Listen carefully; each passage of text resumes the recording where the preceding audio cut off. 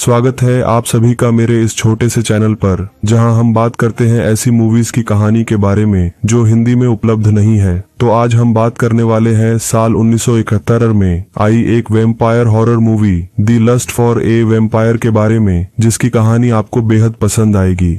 कहानी की शुरुआत एक गांव से होती है, जहां एक लड़की कोई सामान लेकर कहीं जा रही थी। तभी उसके पास एक गाड़ी आकर रुकती है और वो लड़की बिना कुछ सोचे समझे ही उस गाड़ी में बैठ जाती है। लेकिन यह लड़की कुछ ऐसा देख लेती है कि जिसे देखकर वो बेहोश हो जाती है, जिसके बाद उस लड़की को पास ही के एक खंडर महल में लेकर आते हैं और उसे वहां पर किसी पत्थर पर लेटाते हैं। आगे डॉम नाम के आदमी को देखते हैं, जो काले कपड़े पहनी लड़की को एक चाकू देता है और यह काले कपड़े वाली लड़की अपहरण हुई उस लड़की का गला काटकर उसका खून निकालती है। जिसके बाद डॉम काली शक्तियों के देवता से प्रार्थना करता है और बोलता है कि हमारे इस बलिदान को स्वीकार करें। डॉम उस खून को एक कंकाल पर डालता है, जिसके कुछ ही देर बाद वह कंकाल एक लड़की में बदलकर जिंदा हो जाता है। अब कुछ समय बीत जाने के बाद रिचर्ड नाम के आदमी को देखते हैं और जब टीना रिचर्ड के लिए खाना लेकर आती है तो रिचर्ड टीना को पकड़ लेता है। लेकिन तभी वहां पर टीना का बाप आकर रिचर्ड से कहता है कि तुम्हें इस गांव में आए अभी 2 ही दिन हुए हैं, इसलिए हमारी लड़कियों से दूर रहो।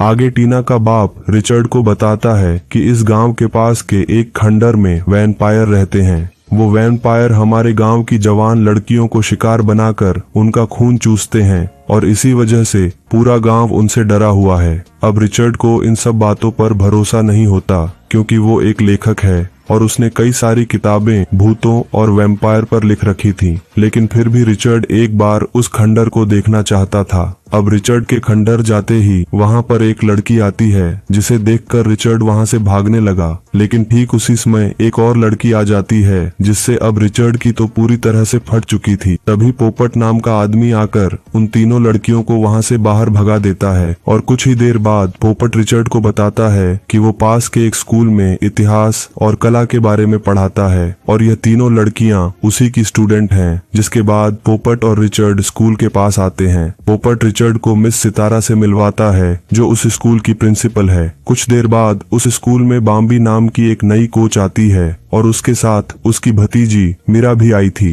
रिचर्ड जब मीरा को देखता है तो देखता ही रह जाता है। अब रात में मीरा बाहर जाकर नदी में नहाने का प्लान बनाती है और इधर रिचर्ड गांव के कुछ लोगों को महल के उस खंडर के बारे में बता रहा था कि कैसे लड़कियों को देखकर उसकी फट गई थी। तभी अंदर टीना को कोई दिखाई देता है और टीना जोर से चिल्लाती है। अब टीना की आवाज सुनकर रिचर्ड वहां जाता है। वो देखता है और सुजैन नदी में आ गई थी और नहाने के साथ साथ वो दोनों एक दूसरे के मजे भी ले रही थी। अगले दिन रिचर्ड मीरा को देखने के लिए स्कूल के बाहर आता है। उसे देखकर मिस सितारा को लग रहा था कि रिचर्ड इस स्कूल में बहुत रुचि ले रहा है और एक बहुत बड़ा लेखक होने के कारण मिस सितारा रिचर्ड को पढ़ाने के लिए अपने स्कूल में रख लेती है। जिसके बाद रिचर्ड उन सभी लड़कियों से मिलता है जिनको वह पढ़ाने वाला था। कुछ देर बाद मिस सितारा रिचर्ड को उसका रूम दिखाती है, जहां पोपट पहले से ही रहता था। अब रात में सुजैन को देखते हैं, जो किसी इंसान को देखकर उसके पास जाती है। लेकिन सुजैन कुछ ऐसा देख लेती है जिसे देखकर वो चिल्लाने लगी। यहाँ पर हम डॉम को भी देखते हैं, जो यह सब देख रहा था।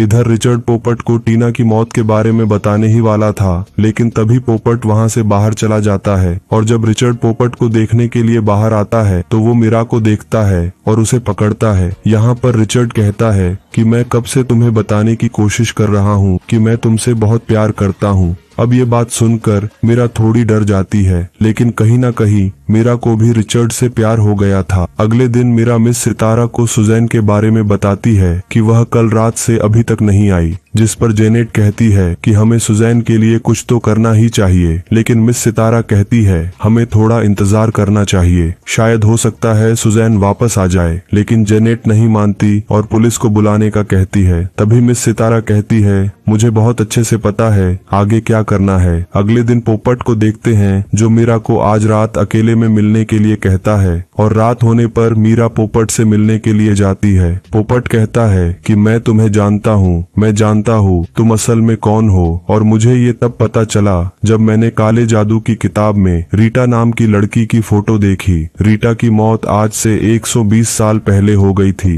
और तुम हूबहू रीटा जैसी दिखती हो, क्योंकि बाद में रीटा को शैतानी मीरा को देख सकते हैं। ये बात सुनकर मीरा पोपट के पास आने लगी और तभी पोपट उसे क्रॉस दिखाता है। मीरा थोड़ी देर घबरा जाती है, लेकिन पोपट नीचे बैठकर मीरा से कहता है, मैं तुम्हारे साथ रहना चाहता हूँ और तुम्हारी पूजा करना चाहता हूँ। अब ये बात सुनकर मीरा पोपट के पास जाकर उसका सारा खून चूस लेती है। पोपट की मौत हो जाती है और मीरा वहाँ से चली जाती है। अब अगले दिन एक लड़की को पोपट की लाश दिखाई देती है और वो जोर से चिल्लाती है, जिसके बाद हम बॉम्बी को देखते हैं जो डॉम को डॉक्टर बनाकर लेकर आई थी। डॉम बताता है कि पोपट की मौत दिल के दौरे की वजह से हुई है। अब स्कूल में चल रही ऐसी घटनाओं के कारण जेनेट रिचर्ड से मिलने आती है। जेनेट रिचर्ड को बताती है कि शायद इस स्कूल में कुछ गलत चल रहा है, क्योंकि पहले सुजैन का गायब होना और अब पोपट की ऐसे मौत हो जाना। जेनेट रिचर्ड को अपने साथ पुलिस के पास चलने के लिए कहती है, लेकिन रिचर्ड का कहना था कि हमें जल्दबाजी नहीं करनी चाहिए, हम आज नहीं कल पुलिस के पास जाएंगे। अब जेनेट रिचर्ड की इस बात को मान लेती है। जेनेट के जाने के बाद रिचर्ड मीरा की तस्वीर देखता है जो पोपट ने बनाई थी। तभी रिचर्ड काले जादू की किताब में रीटा की फोटो देखता है जो बिल्कुल मीरा की तस्वीर से सही से मेल खा रही थी। रिचर्ड जल्दबाजी में पोपट की लाश के पास जाता है तो देखता है कि उसकी गर्दन पर भी 2 दांत के निशान हैं।